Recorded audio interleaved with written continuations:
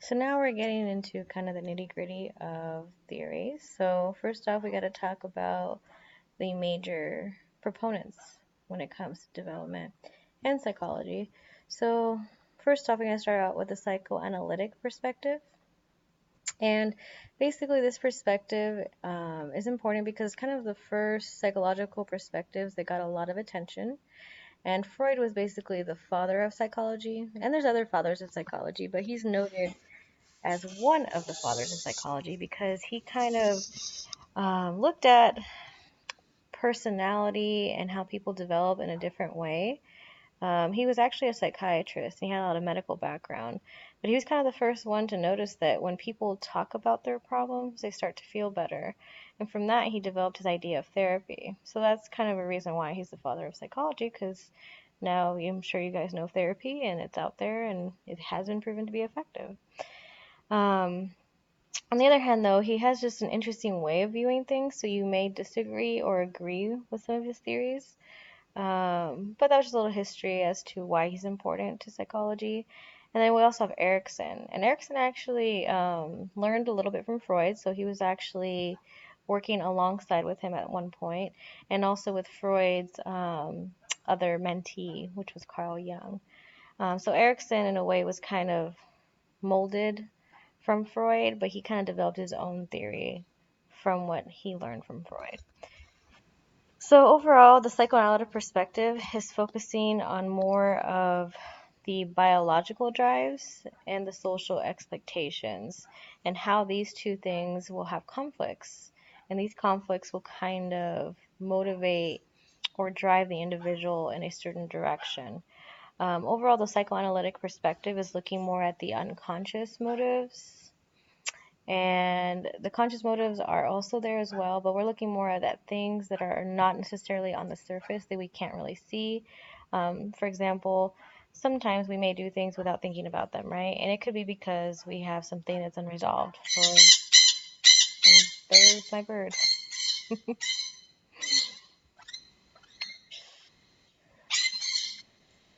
Okay. So, for example, maybe you had a bad relationship with your father, right? And maybe now in your adult years, you find that maybe you have, aggression or you have tension with your other relationships. So that would be a Freudian way of looking at things that, there's something unconsciously going on that's affecting your current state. Okay. So one of the first theories that Freud talked about was his theory of personality. And he discussed personality in three different parts. So there's the id, ego, and superego. And he noted, according to him, that these three things make up an individual's personality.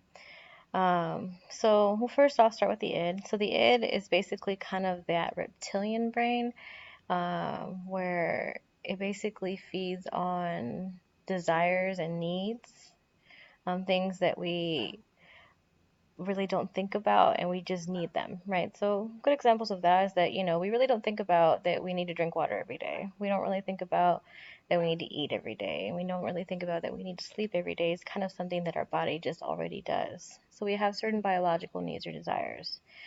Freud also is very interested in sex as well. So you'll see these in the next few slides as well. So, sexual behavior is an also unconscious biological need that we have as human beings. Next is the ego. The ego is more of the conscious part of the personality, and the ego is basically, in a way, the mediator of the id and the superego. There's a lot of different metaphors out there to understand this particular theory of Freud, but you can look at it as if you ever seen like a movie or a TV show where you have a person and they have like this huge moral dilemma that they have to get through, and there's like a little angel on their shoulder, telling them, what the right thing to do is. And on the other shoulder, there is maybe a devil-looking demon creature thing telling them, oh no, they shouldn't do that, they should do this. And it's usually something that's not very morally correct, right? So you can think of the id as more of that demon creature, right? You're going to go for those needs or desires, and it's unconscious, and we really don't think about it. And the ego is the person, right? Kind of going back and forth between, their unconscious versus more of the conscious perspective, right? So the superego would be more of the angel in the scenario where, they look from right from wrong. They try to do everything in an organized manner. So it's just one way to look at it. Overall, Freud said that the id is something instinctual that we have, and we'll have that as newborns, and it will continue to develop. And over time, we should have more of a balance between the id and the superego, which the ego is in charge of. Okay, so let's go on to the next one. Oops, that's the wrong way. Okay, so Freud's psychosexual stages. So like I said, he was interested in sex. Remember I said that earlier. So he had some stages that he discussed as far as this is something different from the original theory that we talked about personality. This is a secondary theory, particular with children, and he called it the psychosexual stages. And there's 5 different stages, and he basically noted that children are going to go through different milestones in a sense. And these milestones are normal, right? We're going to go through these. But if something continues to happen and they're not maturing at a normal rate, then it could become a fixation. Okay, so I'll give you guys an example. So the first stage is the oral stage, and that's anywhere from birth to 2 years, give or take, according to Freud. And basically in the oral stage, he noted that there's something that normal that happens, which is children are learning through oral behaviors. So one of the major things that children do is eat. They suck, on a nipple, on a bottle. They're putting things in their mouth. They're learning with their senses. So that's something very normal for infants to have. But when it goes beyond the 2-year range, according to Freud, then it may have, or it can be defined as a problem behavior, basically, or a fixation. So let's say we have someone who's past 2 years old and they continue in the oral stage. So they keep, putting things in their mouth. So a good example of that is if you have a thumb sucker, right? Let's say you have a 4-year-old thumb sucker. Well, Freud would say that they have an oral fixation, okay? And that's not typical for development, and oral fixations should be done around age 2. So if you're having that beyond that, that means that that's a problem, and it could lead to other things throughout the development.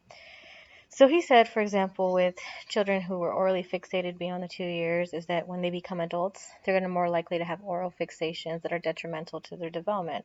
So an adult with an oral fixation could be an alcoholic, drinking all the time, or they could be addicted to cigarettes, for example, putting things in their mouth like that.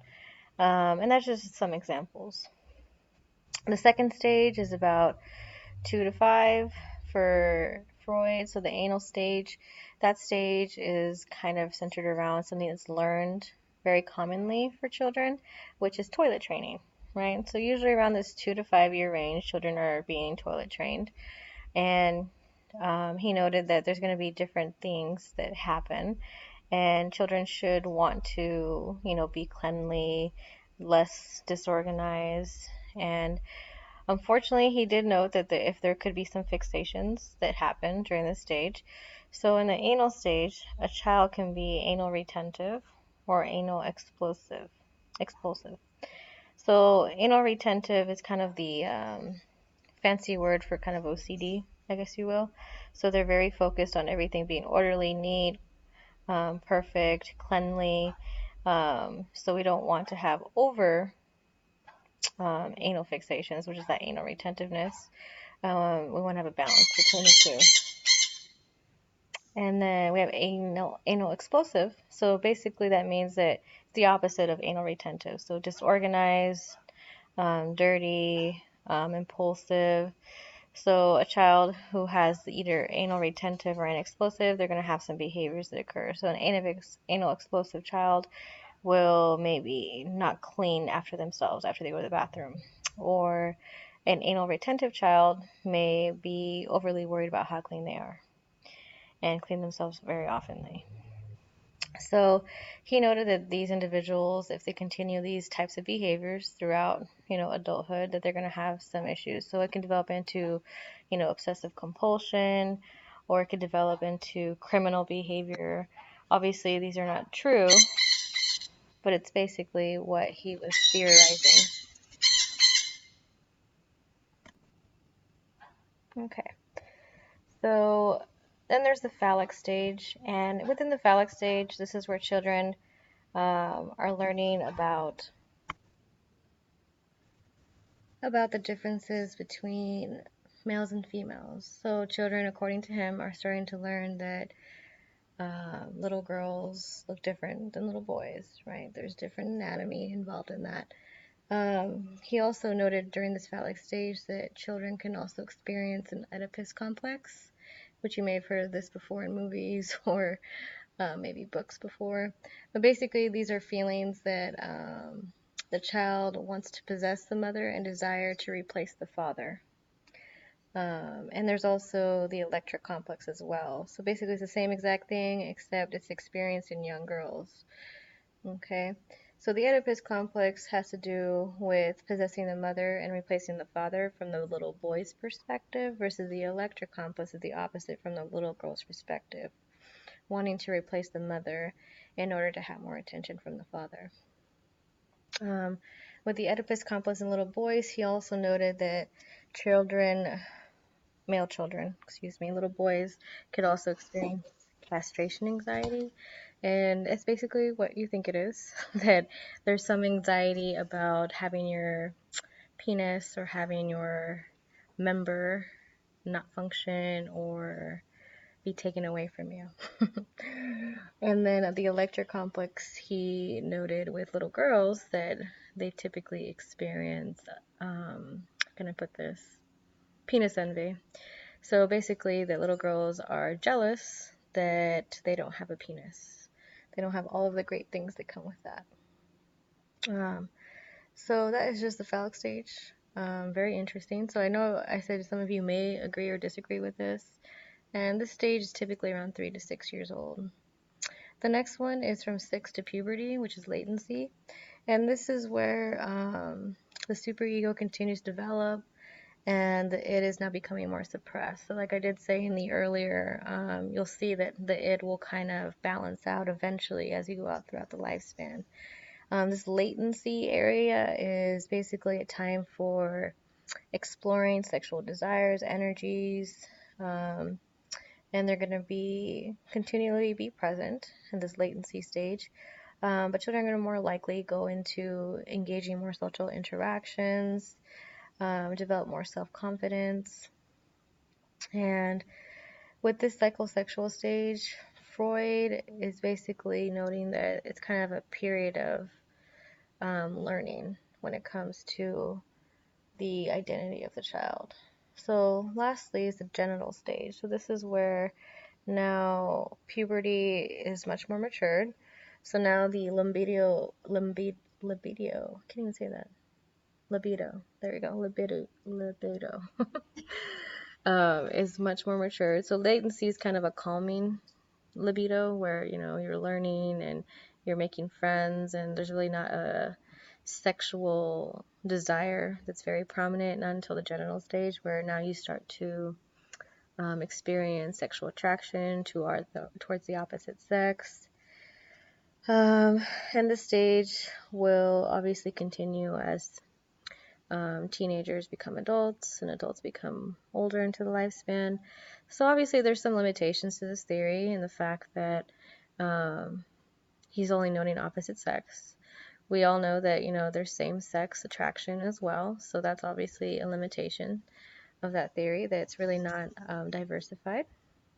But that's just kind of a quick snippet of